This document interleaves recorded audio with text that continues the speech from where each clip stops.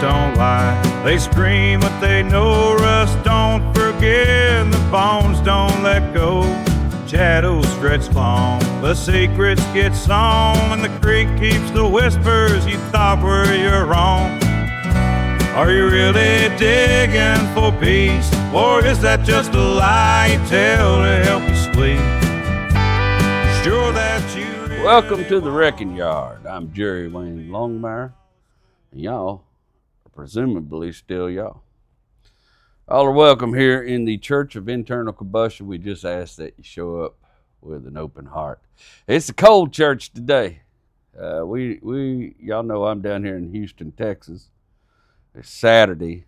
I decided to go ahead and film Saturday because we may have power outages and who knows what all's going on tomorrow. But we don't get a lot of freezes down here, so when it does freeze, it gets a little sketchy. Our infrastructure is not built for it. That's all I know to tell you. I know there's people in the Midwest like, oh, I still bale hay at 20 degrees, bare-assed. Nothing but a Seneca cigarette to keep me warm. My wife's out having a baby in the field in the 20 degrees with a T-shirt on. You know, I get it. I know. We don't have this crap down here. It throws everything off. And, you know, if you've watched the news at all in the past 5-10 years, you know, Texas power grid is run by a bunch of oligarchs who don't really give a shit about putting any money into it, trying to fix it. They've done a little bit here and there, but we just never know. It's a crapshoot down here. We never know. Last freeze, massive power outages all over Texas.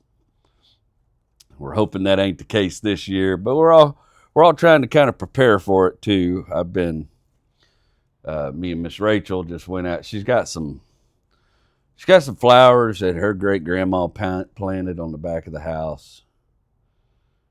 I can never remember the name of these things. They're like forget me tomorrows, but don't forget me todays, or some bullshit like that. They got some weird name like that.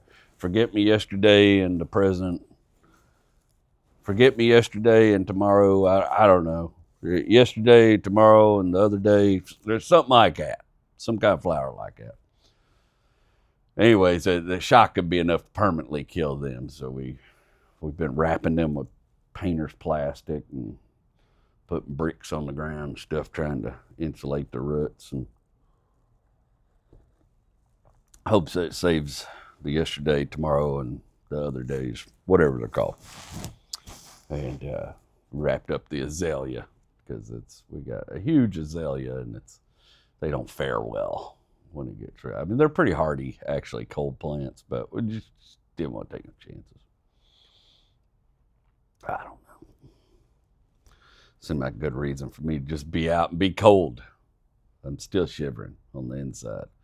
I finished writing this episode on the porch because that's my quiet place. That's where I like to go sit and write. But, whoo, it's about 40 degrees out there and wet, and my fingers feel like ice. Somebody's laughing in Illinois right now. It's been a good week. Just doing stuff around the house, working on content, working on Diwali bottoms, working on everything I can get my grubby little hands on. I just took another show. I don't often take a lot of shows in Houston, but if you're in the Houston area, February 6th, I'll be at... I think it's called the Williamson Brewery over on Wakefield, and I'm going to pop it. It's a pop-up show they're doing, and I'm going to show up and do a 25-minute set. So if you're in the area, man, check out my Facebook. There's tickets on there. If you go to my link tree, there's tickets on there. Nacogdoches show is continuing to sell like gangbusters. That show is going to sell out. So if you're thinking about getting tickets to Nacogdoches February 28th, I'm not trying to bully you into buying them. I'm saying I would buy them now, because there's just not going to be any left. That show is going like gangbusters. I think we're already half capacity, and a month out. You know what I mean? That's crazy.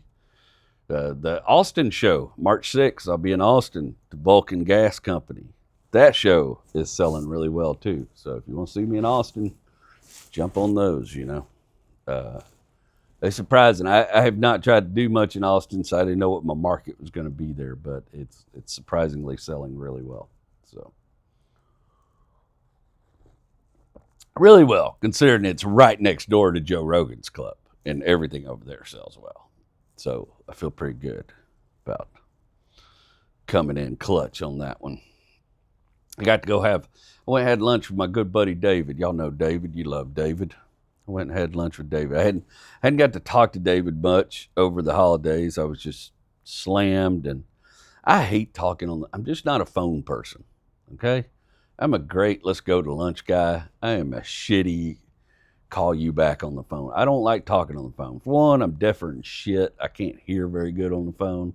If I do got my headphones in and they are working right that day, then yeah, I can hear pretty good having conversations. I feel so disconnected on the phone. I'm just not, I've never been a phone person. I'm not a phone person. Okay? But you go have lunch, sit down, break some bread, chit chat. That's nice. And just like always, me and David to sit down somewhere to have some lunch. The food ain't important. But what is important is we're going to sit there about 2 or 3 hours bullshitting every time, you know. And we had a good time. He was telling me all about his love life and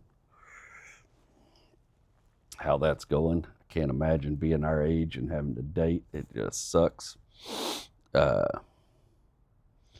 But I'll screw. He'll spend all his time telling me about his dates. I've been seeing the same girl for a little while, you know. But she's crazy. No less crazy. Always gets a laugh. We had a good time. Made plans. So David's my buddy. I'm buying that Chevy Avalanche for, and I'm really excited about it. So that Chevy Avalanche he's got, it's a 2006. It's a LTZ. That's the fully loaded, decked out. It's got a sunroof, all that good shit, leather interior, Bose stereo. And things been kept in pretty good shape. It's pretty clean. There's a New Year's Eve, somebody hit the bed of it, and there's a scratch on the bed, but no like body damage or anything, so I don't really care about that. Chipped one. He had just replaced the mirrors on it. Somebody chipped it when they hit it. They chipped the mirror, which sucks. But that thing's pretty clean. It needs a little bullshit. It needs motor mounts, you know. Just a little crap, you know. Needs the brake booster leaks on it. The cool thing, so the truck comes with a parts truck. There's a Chevy Tahoe, same year model. And the Avalanche is basically like a Tahoe on a Suburban frame. But in the back, it's got coil spring suspension, just like Tahoe. So it's kind of a unique vehicle as opposed to like the pickup truck, but it works out to have this Tahoe because this Tahoe, what happened with it, the guy brought it in transmission shop. He just replaced all the suspension on it, and the transmission was just trash on it. And they tore it all down, and the guy was on hospice care, and he said he didn't want to spend the money on rebuilding the transmission. He just abandoned the truck. So David had put a lien, the shop put a lien on it. David bought the truck from the shop. The Avalanche came in the shop. They thought it had a transmission problem. When it got in the shop, they found out it was engine failure, had a little 5.3 in it, and was experiencing engine failure. But that 2006 is before they did the DOD AFM mess. So whatever the engine failure was, it would have just been actual catastrophic engine failure. So what they did is they took the 5.3 out of that Tahoe and they put it in that Avalanche because it only had about 36,000 miles on that engine. Engine run pretty good. It was a low mileage engine that somebody had put in the Tahoe. Anyway, it's a long story. Say that the Avalanche basically has a real low mile engine in it. But it's got some, like I said, the brake booster leaks, but the brake booster on the Tahoe is good. So I'm just going to switch them out. The EBCM, that's the one they mounted up under the body on the frame. It's triggering bad response too. We're just going to take that off Tahoe. Switches. It's a lot of bullshit. I'm going to take suspension off Tahoe, put it on the Avalanche suspension. It's just worn slap out, and you can just hear it. You can feel it when you drive it. So we're going to replace all that. So I'm going to cannibalize these two trucks to make me my time. But I think this is going to be my last pickup, you know, so I'm trying to take some care. And I'm 48. I just don't see myself buying a lot more. I like the GMT 800 platform. It's easy to work on. Just looking for something that'll be good for me, take up and down the road and cheap, easy enough to work on. It's not a problem. Anyway, I got to get that Mazda sold and get that out of here. But I hadn't been really serious about selling the Mazda, so now I'm about to crank up the pressure and get that booger moved on down the road since he's ready for me to take possession of the Avalanche.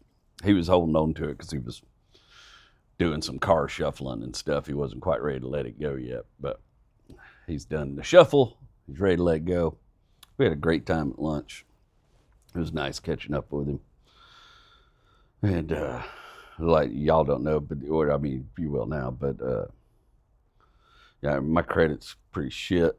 And I've been cleaning it up. I've been working the past couple of years to like really clean it up, and it's up and down, that kind of stuff. But when I needed a loan to work on this house, I was having trouble getting a loan, and David let me borrow like 30 grand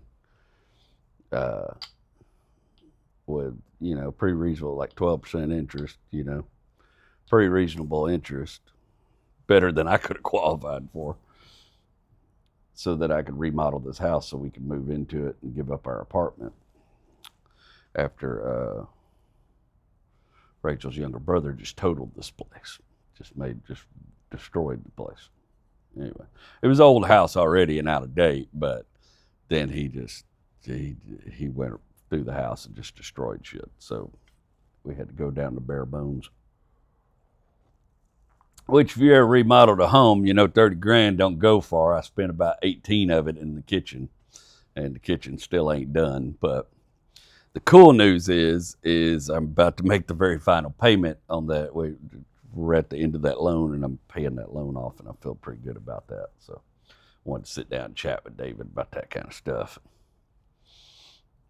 It was a good day, man. It's always good to sit and see you, buddy. And they were just doing a little freeze prep around the house, and I wish, I wish folks.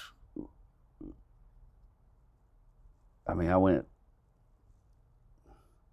dude. There's people camped out at Costco this morning.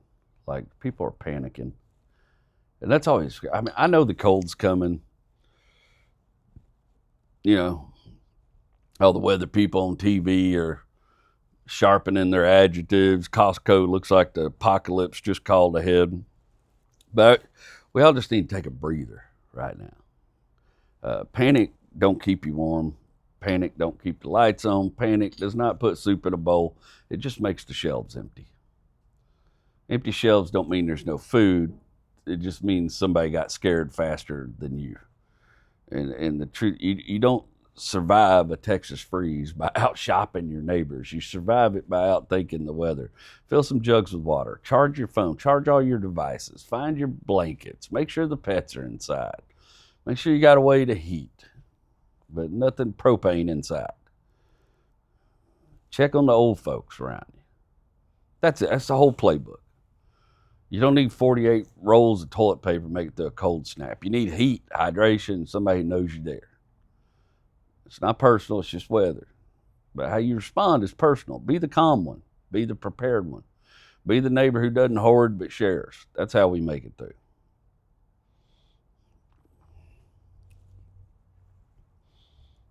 We talk about a lot of different things on here. And though I can't say his name, I've been reading a lot of, boy,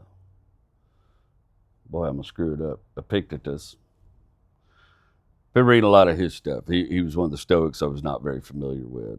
I've been reading Zeno and Epictetus, and I've been trying to kind of like work some stuff out in my head. It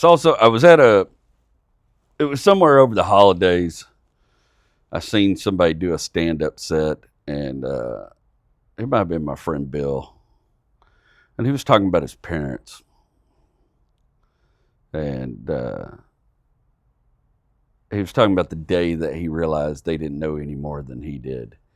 And I've really been that stuck in my head. I don't remember the rest of it. I'm not going to try to recreate his bit, but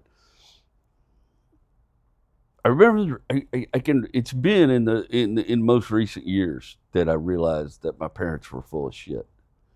I mean, most people are. Most people are full of shit. But it was really it was because I realized I was. And then I was like, I'm their age. I'm the age they were when they were raising me. And I don't have half the answers for my kids.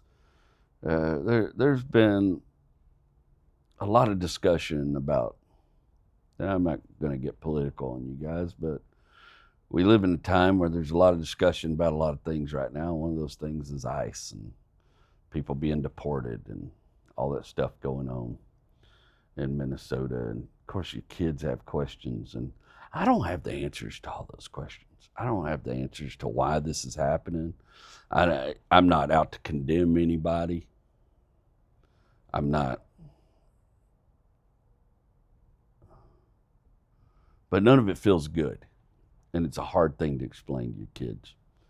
And I realized I was just full of shit. I just realized that I don't know any more than what I get fed to me and what information is available to me. And that's really the boat we're all in. None of us know all the truths and can say anything with any kind of clarity.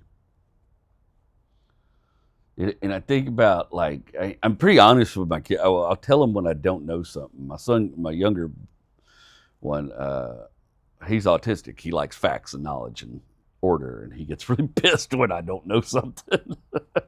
And sometimes we'll go Google it together and figure it out together. He don't tell me you don't know. I'm like, well, I don't, buddy. I don't. Sometimes I don't know. My dad was one of those that always had to have an answer. But as a result, I got a lot of false information from the old man, because he just wanted to have an answer rather than look like he didn't have an answer. And he told me a lot of shit over the years that just don't add up, And it's stuff that I now know is not true.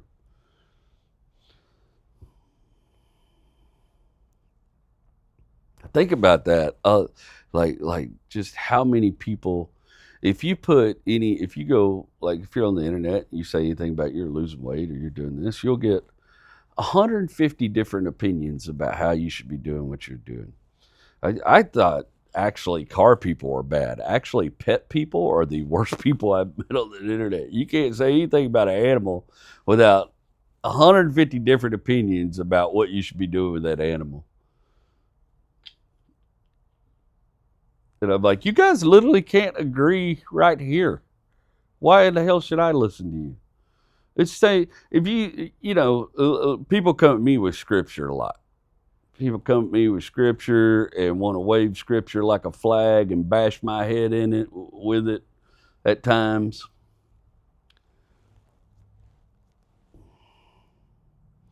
But the problem is when people do that, most of the time they're bashing your head in with scripture somebody else told them was important.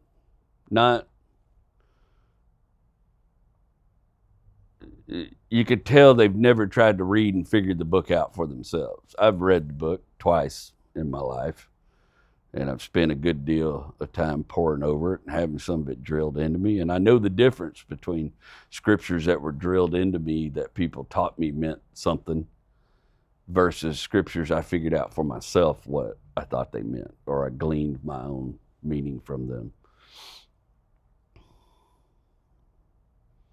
But boy, people on the internet, just people in general will throw scripture at you, and I guarantee you that a good portion of the people that throw scripture at you have never read the book. Somebody else told them that scripture was important and that scripture meant that. That's something somebody else put in their head. They didn't read and understand the context of the whole book the scripture was a part of, the whole chapter the scripture was a part of, people will spout Corinthians without knowing the context of Corinthians. People will spout. It's crazy. And my parents were no different growing up. My parents told me a number of things that turned out they were working with the information they had, but it's okay to say I don't know. It's okay to just say I don't know. I think it is. Maybe I might be wrong. My kids might get older and like, my parents were idiots.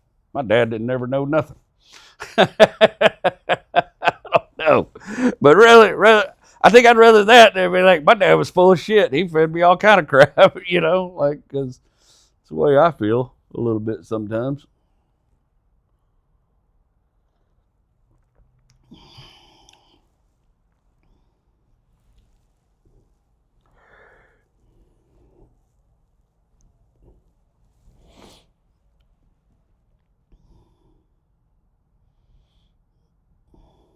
That's why I've really been enjoying the understanding of the Epictetus and going through it, because it's I'm a performer, I'm a writer, I'm a man whose life is exposed to public reaction.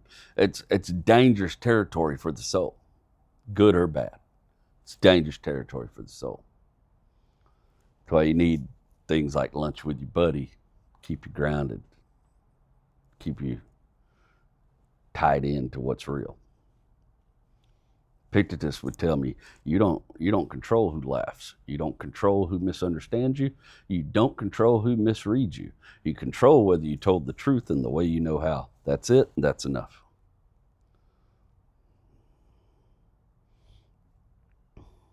Mr. Bob used to, I've told y'all a lot about Mr. Bob, but one of Mr. Bob's big lessons that he left with me was, Mr. Bob would always tell me not to kick myself in my past. Don't go around kicking yourself for shit you already screwed up. You know, if you screwed up, don't go around kicking yourself. No good comes of that. No good comes of that. You just make the situation worse when you do that. The best thing you can do is own a mistake and move forward and try not to let it happen again. But just sitting around and throwing a pity party and kicking yourself in the ass because it's a mistake you made don't accomplish nothing. Mr. Bob taught me that. He drilled that into my head until I understood it. And it was so crazy to me to find Mr. Bob's words in Epictetus.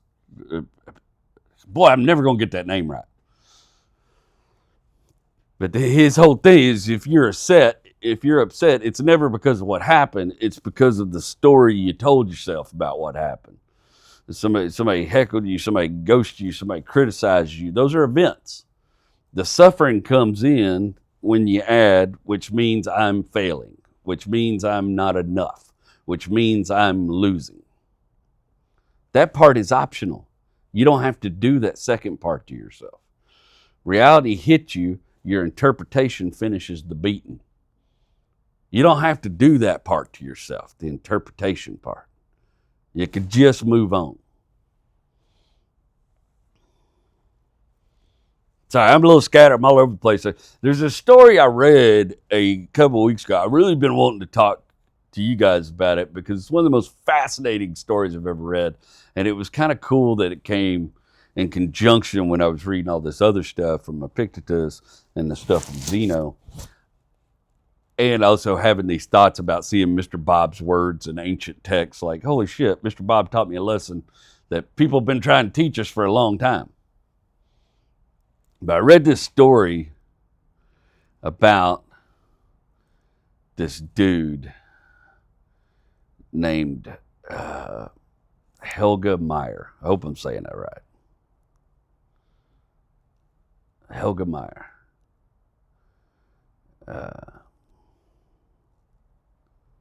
And his ghost Camaro.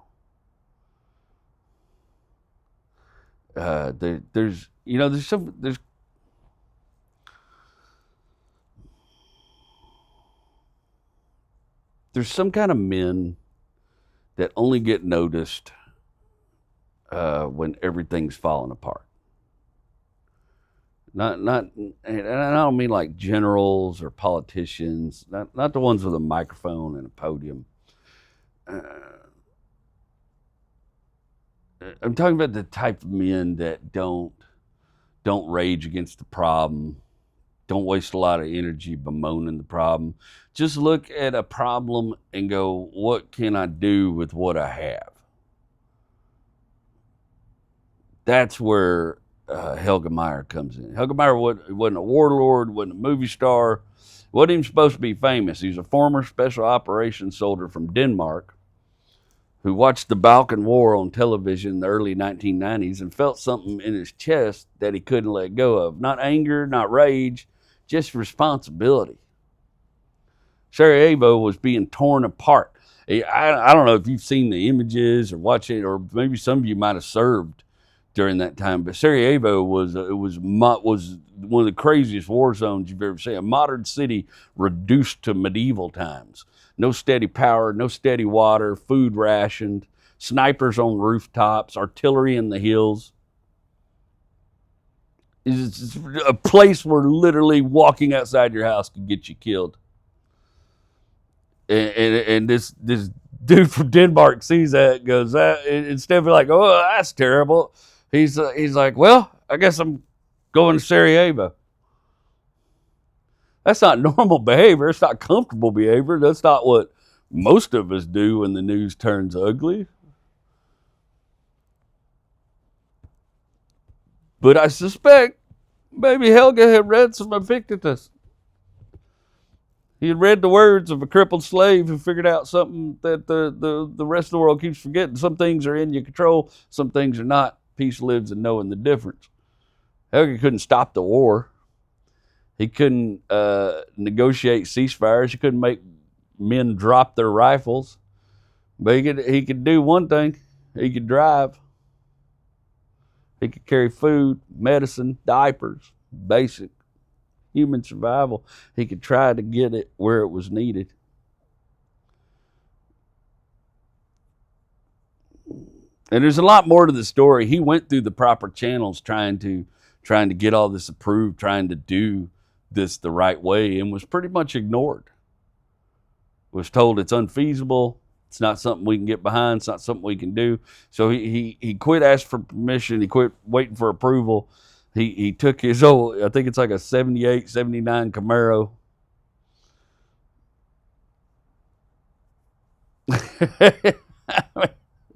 It's not what you pick. When you think humanitarian aid, you don't think of a F-body Camaro, right? Like, that's not the first thing that comes to your mind. I mean, worst case scenario, you might think of the Knight Rider, but not this F-body Camaro. It's not a sensible vehicle. I mean, it doesn't have a lot of cargo space. It's low. It's loud. But it's fast.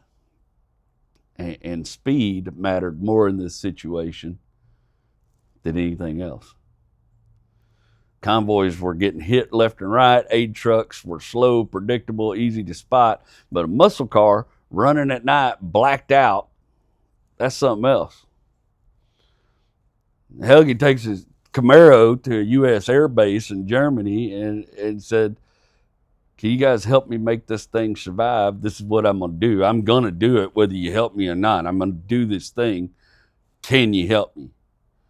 And that's where the Ghost Camaro gets built. Like, really, really, they make it pretty. They put Kevlar in the doors, because doors are where bullets like to go. They reinforced the body.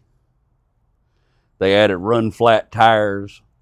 They put night vision equipment in it, infrared lighting, things that let him see without being seen. Painted it matte black to reflect, to not show up as easily in imaging. Put a battering bar like a ram on the front, because you get, the roads aren't roads right now. They're covered in debris, burned cars, rubble, sometimes worse. There's all kind of stuff. I couldn't find any direct reports on exactly what they did to the engine, but I do know they added a nitrous system to it. And it was somewhere in the neighborhood of 400-something horsepower with the nitrous. But this is just a F-body Camaro, armored, blacked out. He's running on night vision, loaded with food and medicine. They beefed up the springs in the back so he could carry more shit in the back.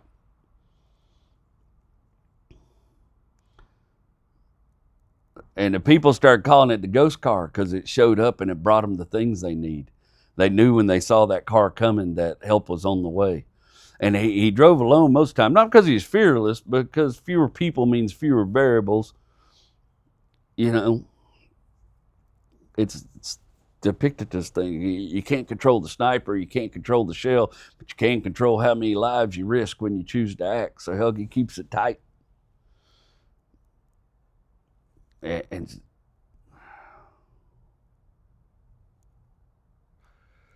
there's places in Sarajevo at the time where the safest time to move is when the shelling is loud enough to mask your engine. People carried water in buckets like it was 1890. People rationed bread like it was a luxury. Children grew up knowing the sounds of rifles better than birds. And he would slip in there, not to fight, to feed. He didn't even carry a gun. The dude didn't carry a gun. He did have they did give him a Kevlar helmet. Rumors is the Kevlar helmet saved his life at least once. But he did carry a Bible. I guarantee you he probably read it all. He didn't go there to dominate. He didn't go there to take out snipers. He wasn't playing Rambo. He went there to serve. That's what the Bible means. He went there to serve. They're rare are those that truly understand. He understood. He went there to serve. We're used to our heroes being kind of loud, but he was quiet. And he pulled this Camaro into bomb neighborhoods, deliver supplies, and disappear back into the dark before anyone could organize a way to stop it. Not because it's magic.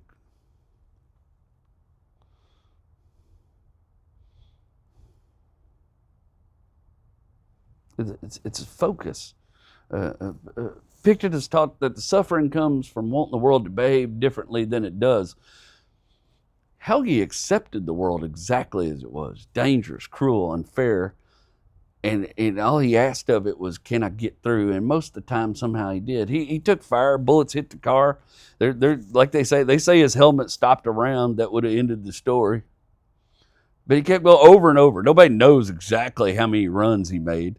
Not because he's reckless. He just had chosen this responsibility. And that's the part I love about his story, is that we live in a world that keeps telling us to fix everything, fix system, fix politics, fix culture, fix the future. And that makes people freeze. Epictetus would not tell you that. He would say, what is yours to fix today?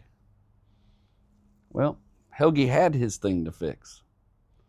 One road, one load, one night. He didn't need to know. He wasn't trying to fix the war. He didn't need to know how the war would end. He only needed to know where the next hungry family was. That's the ghost car didn't end the siege of Sarajevo. Didn't affect it at all. But in that city, there were kids who lived because it showed up. That's enough. The other part I really love about the story is after all this, he takes the car back home. That's still his car. I've seen pictures of it. He repainted it orange, took the battering ram off of it, some of the crap off it, repainted it orange. And that car goes from being a war hero to back to just being a car, just like that. Just a useful tool. It served him when he needed it for this. It served him when he needed it for this. It served him when he needed it for this.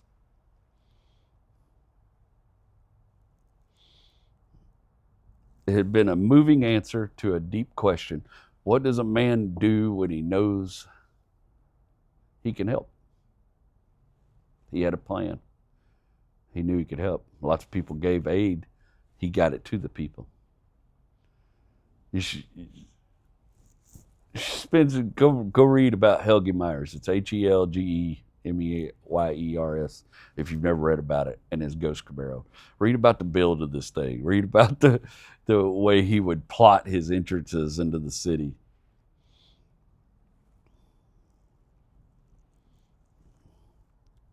That's next level hero shit in my book, you know.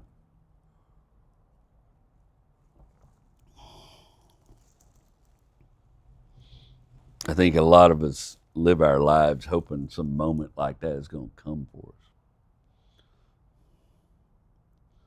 I don't know if I've helped in times of need. I'm not going to talk about it because it feels like bragging, but there's been times during floods and stuff where I've gotten involved because it felt like the right thing to do, and I was in a position to be able to help.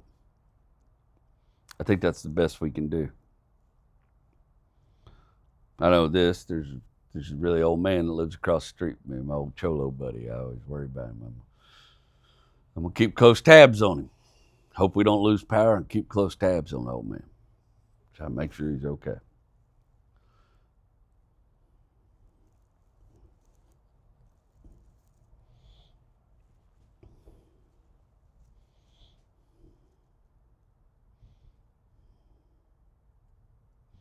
You know,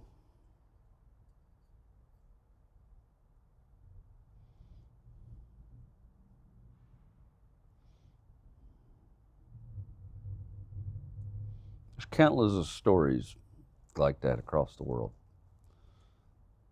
People just stepping up when they needed to step up. Those are the stories that are always interesting to me. Not so much the war heroes and the big loud and, those are interesting too. You read about Audie Murphy, he's very interesting, but also he went through a bunch of shit the rest of his life, dealing with what all he'd seen.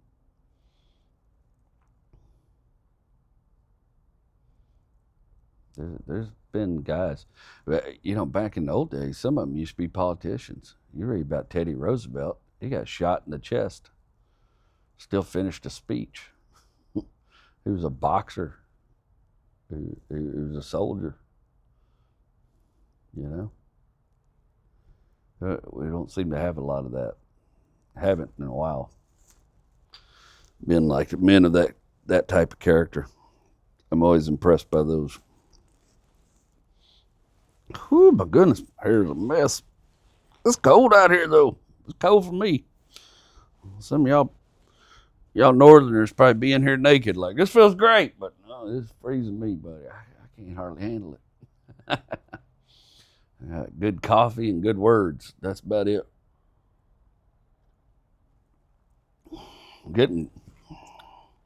Running up on the end of this season. Feels crazy to think I'm already at the end of the third season. I don't know why I decided to do 30 episodes a season, but feels right. But it means my season ends at weird times of the year. I don't know where we'll be. This is 83, 80, we got 7 left for the end of the season. 7 weeks from now. We'll be off in March. I'll probably take a week or 2 off. Figure out what 4th season's going to look like. Of course, I'm so excited. The Diwali Bottom stuff is going to keep going, but I'm not going to make too many changes for season 4, really. I like sort of the pattern we're falling into and what we're doing here. I like talking about a variety of different topics. I can't imagine. What do you listen to? What's on your playlist, right?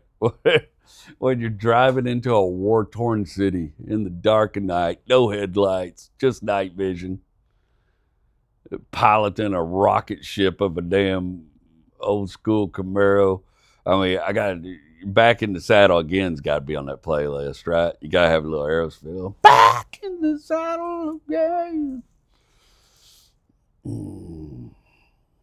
Maybe a little Pantera, a little Cowboys from Hell. I think that would keep my motor running. Of course, you probably had to listen to it in headphones. Probably didn't listen to anything because he's listening for shells and rifles and all that kind of shit. I don't know. I don't consider myself a brave man. I don't consider myself courageous enough to do something like that. I think that would be terrifying.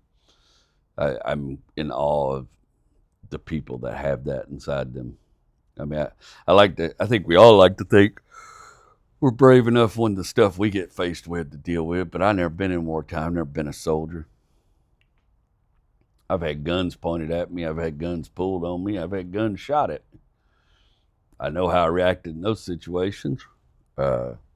Most time fear-based. A couple times I handled it logically and got out of the situation, but most time fear-based.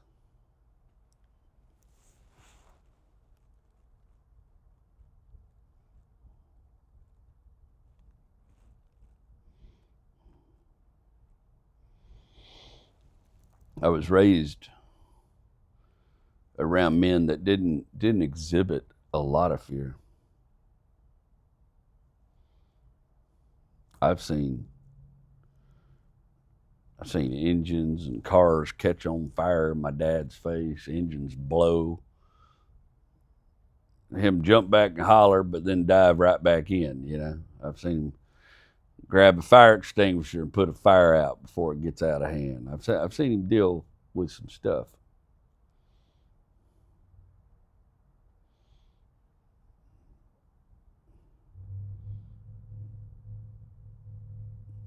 Papa Clark, I seen that man deal with confrontation, deal with so much. It never seen him scared except one time.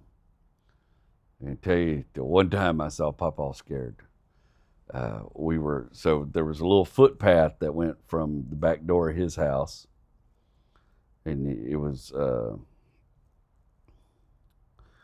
basically just old pallets on the ground with rugs on them, or pieces of plywood, or old signs on top of them, because their backyard would flood a little bit. And you walked on that, and you walked through the fence into the wrecking yard, and then as you walked into the wrecking yard, there was the main path that went by Papa Wiley's old house and around to the front of the shop. And me and Papa were walking, and he was standing ahead of me, and I couldn't have been more than about 7, 8 years old. I was hanging out with him for the summer. Papa Wiley was long gone. My parents were down in Houston.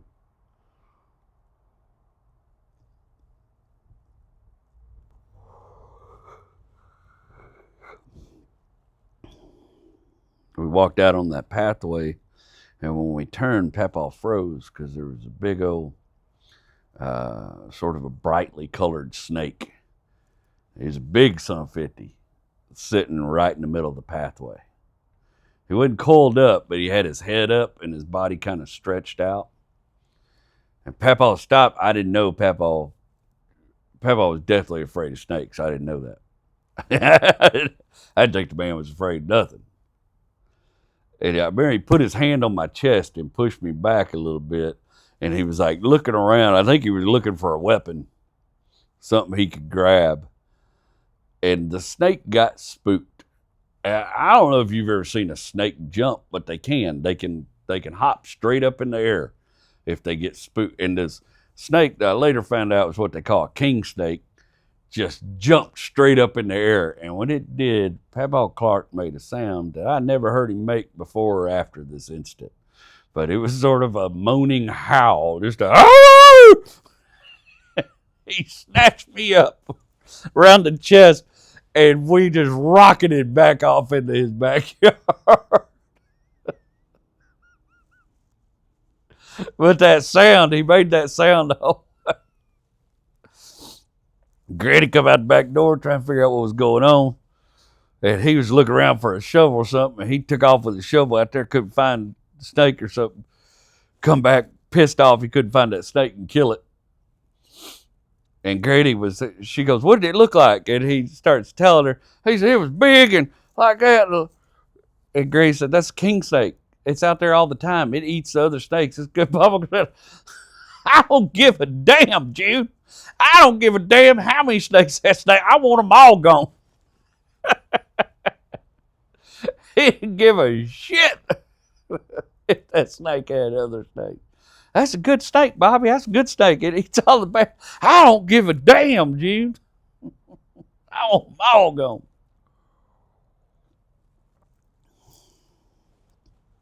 I tell you, every time he'd go into town, he'd pick up stray cats. If he saw a stray cat, he'd get that thing in that old bread truck and bring it home, let that cat out in the wrecking yard. Granny give him a little bit of food, but just enough to keep him hungry. Because them cats would keep them snakes and them rats down. He was clearly disturbed about that snake.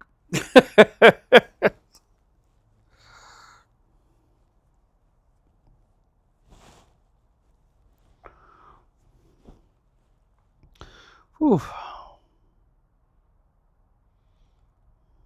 Feeling weird today. I woke up feeling kind of dissociative. I had dreams about my mother. This happens to me, it seems like, a lot of years. Today's the day she died. January 24th.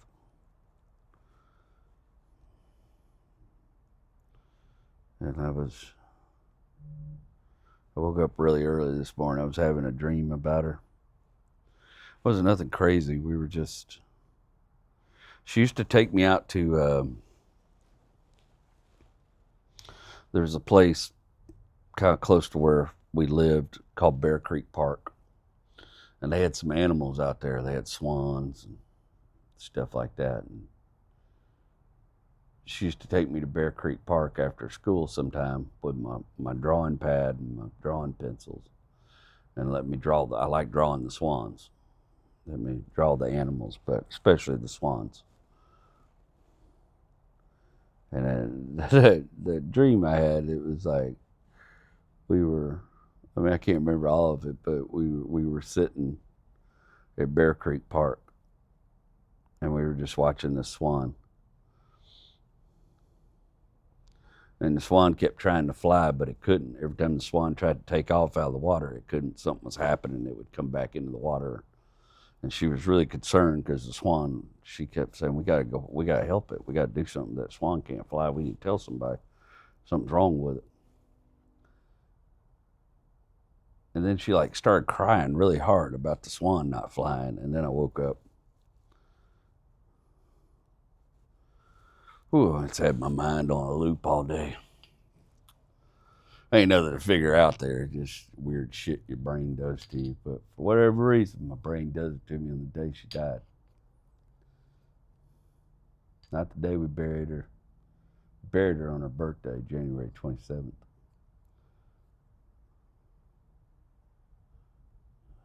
But this week feels bad some years. It feels bad this year. I can tell because I'm drinking a little more than I should. Listening to sad music a little more than I should. It'll pass. It'll be fine. I ain't too worried about it. But it's had me in a little bit of a weird state all day. I can feel it. I was trying to write this morning, and I was kind of struggling with that and getting off my head. I was thinking about. I always remember I pulled in the Home Depot parking lot and I parked. And I had a feeling, so I picked up my phone and I called the house, Mom and Dad's house. And my sister answered. And instead of saying hello, she said, "Can I tell him?" And I knew. I knew that Mom was gone.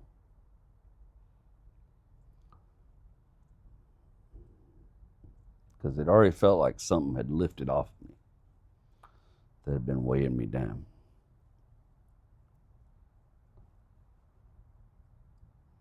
It's a weird thing how you hold on to stuff like that.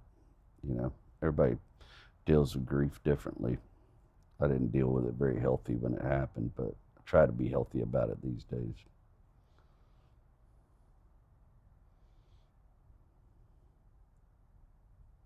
I wonder sometimes if you just get so far in life with enough grief that it doesn't sting anymore, that you just become used to it. It becomes more like something that's known to you than it is a shock anymore. I heard a friend of mine passed away just a few weeks ago, and it was just kind of, hadn't seen him in a while, you know, but it was just a dude my age, you know what I mean? That's the part that jacked with me a little bit. Just a dude my age. Nothing crazy, no big story. Came home from work, told his wife he had a headache, laid down, had a brain aneurysm. Nothing to indicate it was going to happen.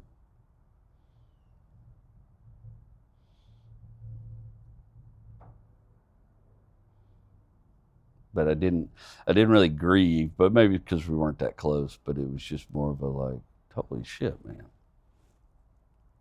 Anyways, I don't want to get too deep off and all that shit. Sorry, I dropped that shit on y'all about my mom. I mean, y'all know about her, but it's a weird dream, right? I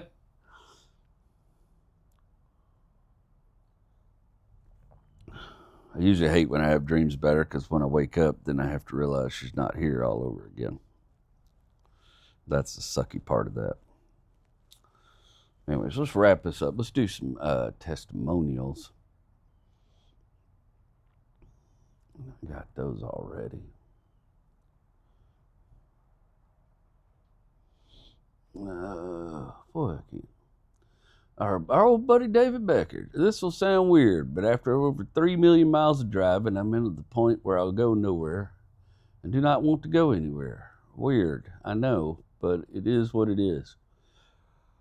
I want to spend time with my kids and grandkids, but I do not want to drive. What to do? Well, brother, Might need to get you a bus pass.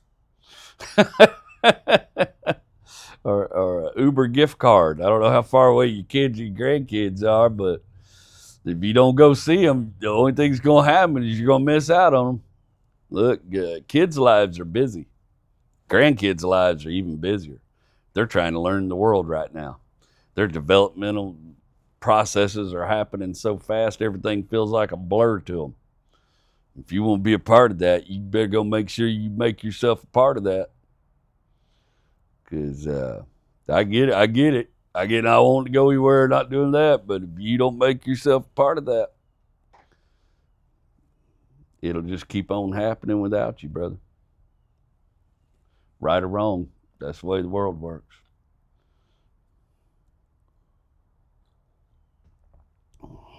I can tell you, my father has made very little effort to be a part of my children's lives, and the kids are teenagers, don't really know anything about it. Don't. I mean, and that's 100% on him. 100% on him. I have tried to include him in stuff, but he does not make an effort. And as a result, his grandkids don't really, all they know about him is what they hear from me and I don't talk about him that often because there's no frame of reference for him. So don't be somebody that's out of the frame of reference. Not if it's important to you. I know you're tired, but get you some Vibrant. So maybe when Mama's leg heals up, maybe she can do some of the driving. You can just sit over there and ride and think about them grandbabies. At Hank Rowland. Thank you especially for the last 4 minutes of your podcast today. After turning 40, I've had a hard time accepting where I thought I'd be at this point in life versus reality. Feeling especially discouraged with myself today, I discovered the Serenity Prayer, and it really touched home. Then hearing your closing statement was like the Lord reminded me that his trials are meant to grow me. I think you're at the age that a lot of us go. I struggled with it heavily when I turned 40.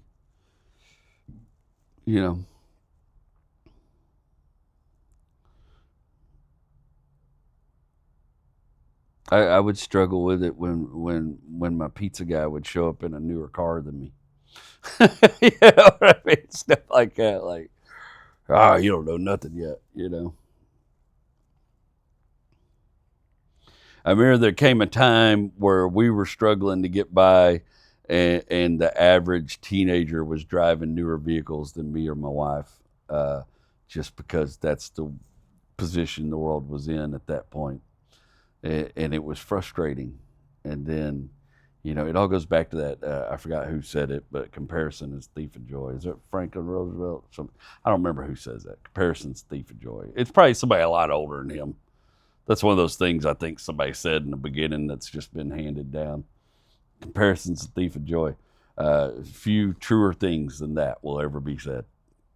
If you start comparing what you got to what other people got, you're going to get disappointed every time, unless you just got it all, I guess. Maybe there's some people can do that and get away with it. But I learned, one of my things I used to do every morning as a stand-up comic was get on Facebook and see how much better everybody else's schedules were than mine, and really build up some hate towards all my peer comics because they were more successful at me and getting more dates that I wanted.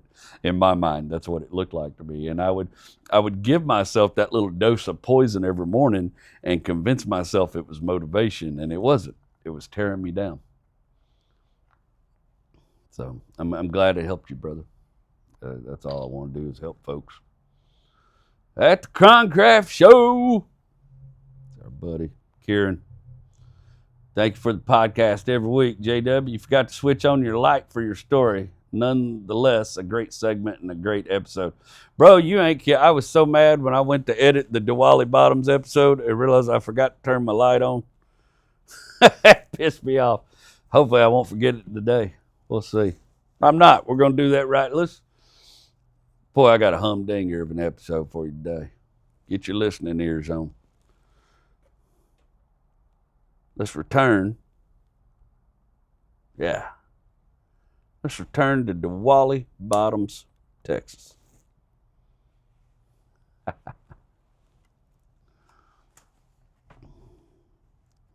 A Ruger 6 laid upon the faded blue dash, its stainless steel surface reflecting the bright harvest moon's beams onto the old man's face. He turned the key. The starter whined for just a second before the Ford 300 rumbled to life, its characteristic low mellow drone only interrupted by the hollow metallic clack of the timing chain slapping the cover for a few seconds before the oil pressure rose and the tensioner took up the slack. The engine settled into a low ebbing idle as he reached across to the glove compartment. He retrieved a faded yellow cardboard box, Western and red script across the front, accompanied by 38 Special 158 grain LSW in black typeface. Despite the missing digits on his right hand, he smoothly popped the cylinder out on the revolver, his left hand already feeding shells into the empty chambers as if he'd performed this task 1,000 times. A dull click as he snapped the cylinder back into position and set the gleaming weapon on the bench seat beside him. He tossed the box of ammunition back into the glove compartment and snapped it shut before tapping a cigarette loose from the wadded soft pack of Camels in his shirt pocket.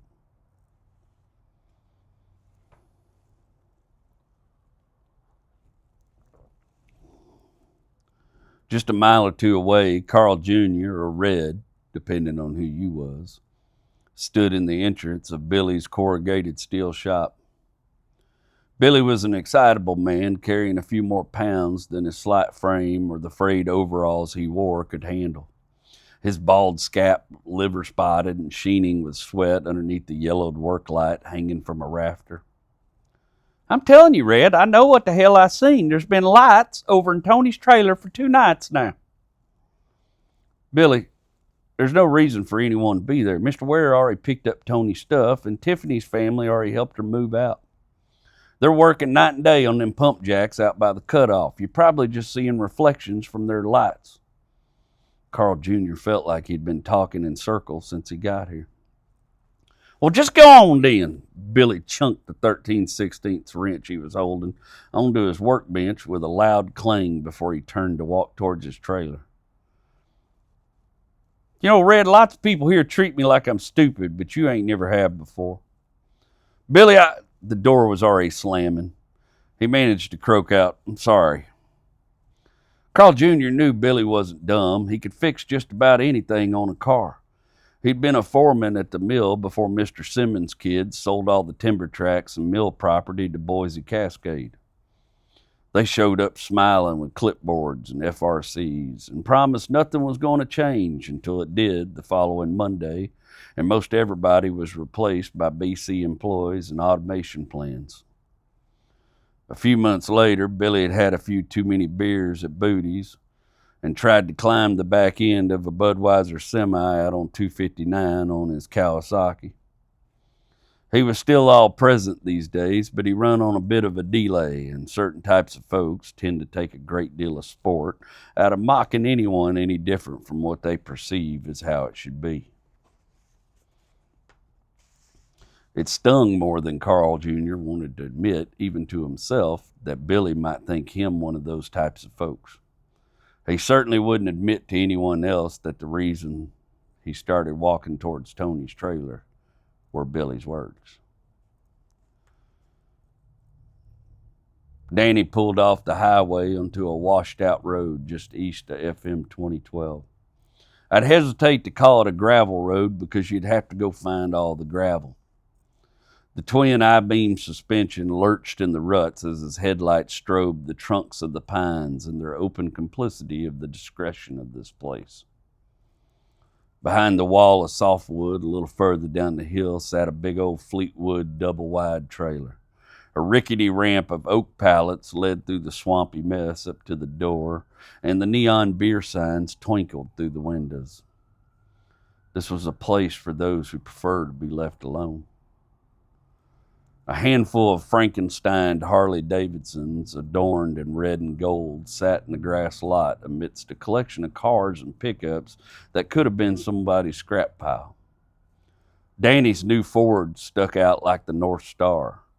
He pulled around the grass lot and quietly backed the pickup next to the bikes.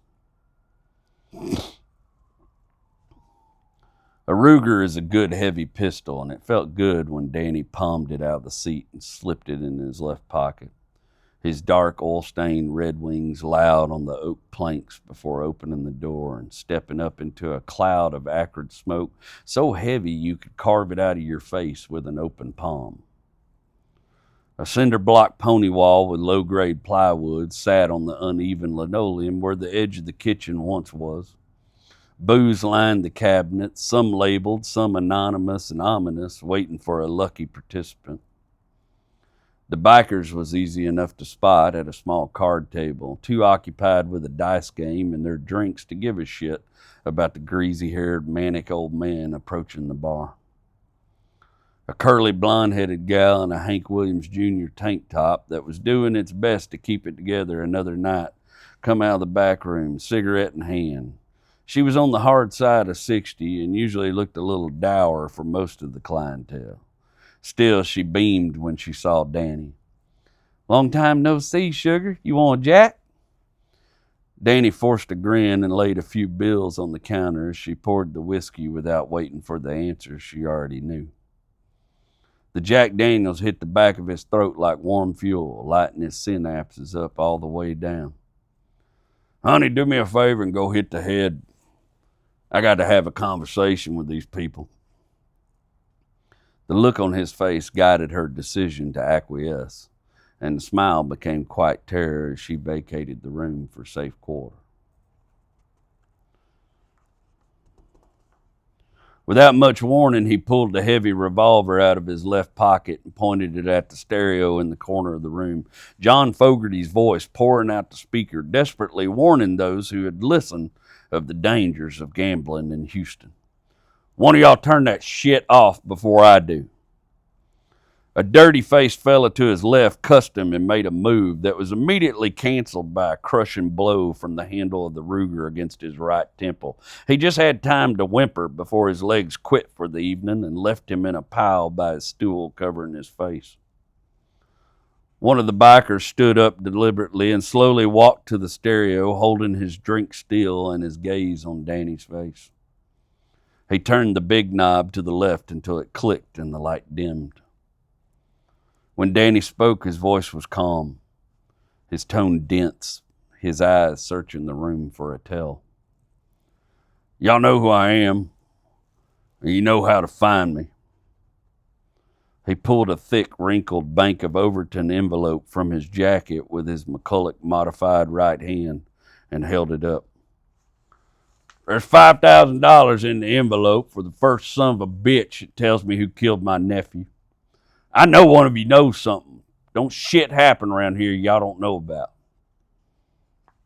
He slipped the envelope back into his jacket, dropped the pistol to his side, and nodded more to himself than them. Sort of muttered, "That ought to do it. Somebody will sell that little piece of shit out," as he turned towards the door. "Well, what if I just cut you down right here and take that envelope?" Come from a fella sitting to the right of the room. He was just young enough to think he had a good idea and probably dumb enough to try to execute it. Danny grinned and patted him on the forehead with the side of the revolver before whispering, "You know, I've been looking for a reason to kill someone since I got up this morning. That would sure solve one of my problems." He didn't look back as he walked towards his pickup. By now, someone had told the mouthy little thug who he was. He lit another cigarette before pulling away from the trailer, taking a quick inventory of the vehicles there in case he seen one of them on his road later. He suspected he might.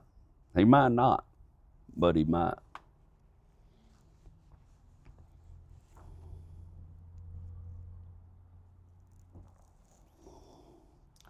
Carl Jr. waved the heavy mag light around his former friend's empty trailer.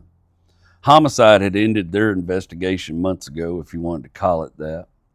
Tony's cousins had raided what was left of value after Mr. Ware had told them it was okay. The window where the bartered AC unit once labored still hung open, the cool air a stark contrast to the last time he'd stood there. If someone had been here, he wouldn't have been able to tell. They'd taken everything. Everything's got value to folks that ain't got nothing, even curtains. Back in the bedroom, the sliding closet doors were lying across the imprint in the carpet where the bed once was. There was a faded cheetah shoebox with layers of dingy masking tape reinforcing its worn corners laying in the bottom of the closet, its taped-up lid askew. Polaroids, sun-spotted and water-damaged, scattered the carpet near the box. Carl Jr.'s mag beam danced over a memory. He kneeled and took the stiff photo in his hand and lit it with the mag light. A lanky, red-headed 13-year-old version of himself sat on his dad's tailgate with a blond, curly-headed, shorter, thicker boy. Between them, a brand-new Kmart tackle box and a new Zebco rod and reel. His mom, Alana, had taken the photo with her new camera. It had been Tony's birthday. Carl Sr. was standing at the door of the old Dodge, ready to take the boys out to the lake to try out Tony's new gear. Carl Jr. stood and slipped the Polaroid into his shirt pocket. He walked through the dark trailer, something picking at the edges of his mind. As he walked back to his cruiser, he could make out Billy's silhouette watching him from his kitchen window. He pulled onto the main road but didn't head to the station. He drove in silence, aside from the occasional piece of gravel loosening from a tire and ricocheting off the inside of the fender, the 318 humming quietly under the hood. Just a mile or two outside of town, where the homes and the land got bigger, he pulled to the side of the road, his eyes searching until he saw her. Tiffany's dad leased oilfield equipment and had done quite well. The large white plantation-style home and metal-roofed horse barn were evidence enough. She sat on the trunk of her maroon Grand Am, the glow of a lit cigarette passing from her face to her hand in the dark. He sat quietly, yearning for the words that would rewind the last 10 years of damage between the three friends.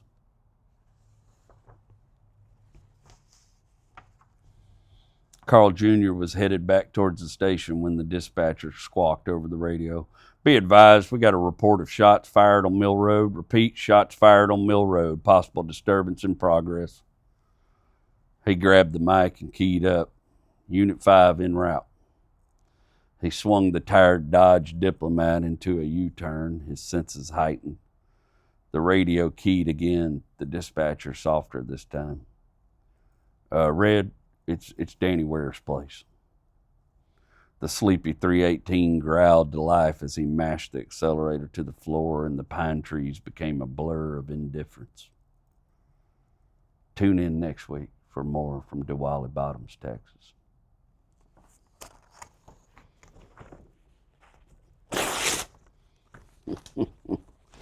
Episode 4 in the books.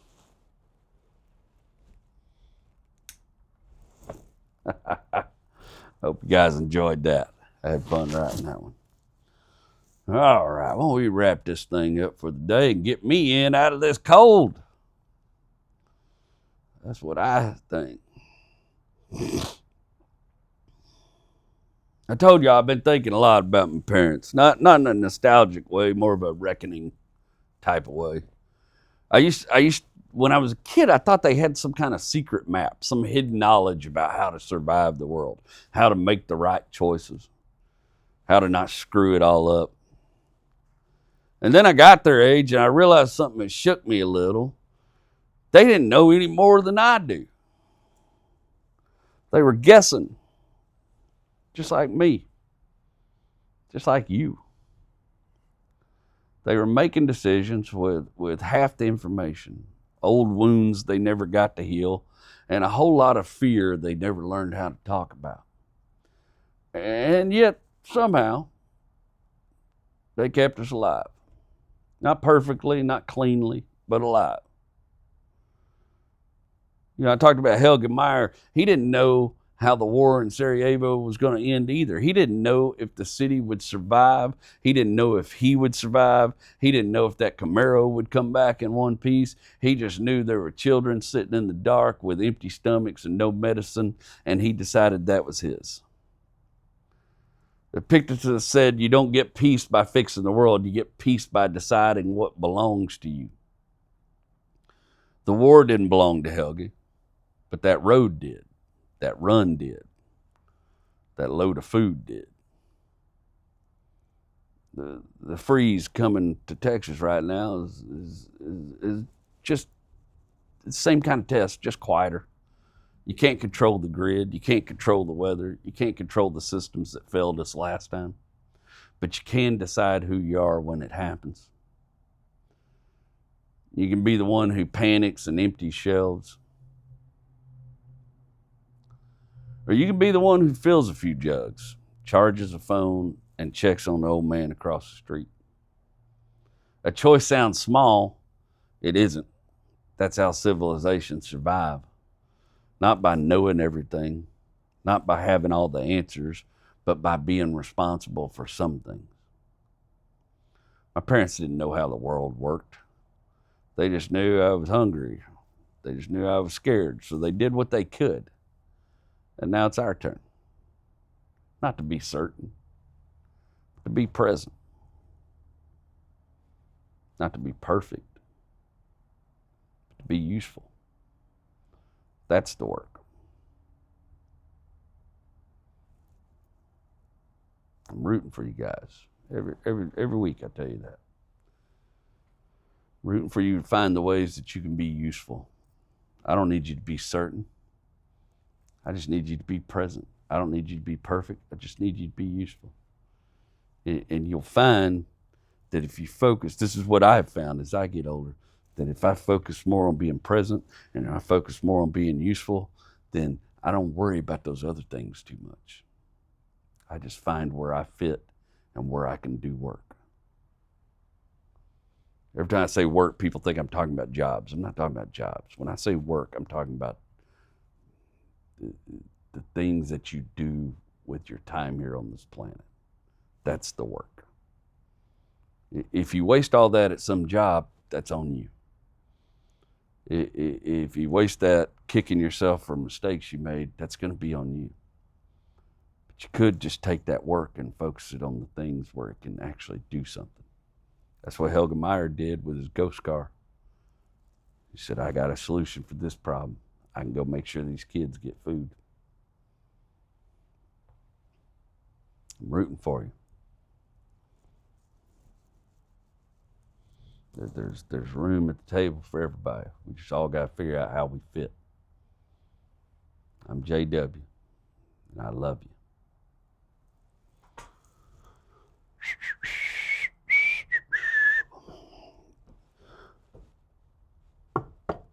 Somebody's knocking. Should I let him in? Lord, it's the devil. Would you look at me?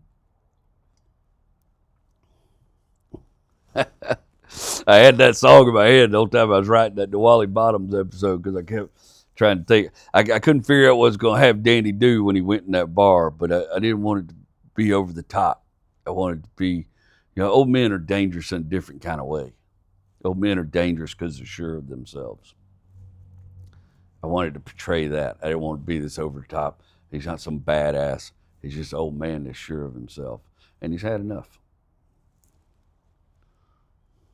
He's grieving. Grief is hard on people. We ought to do it a little different. You guys be safe. I'll catch you next week.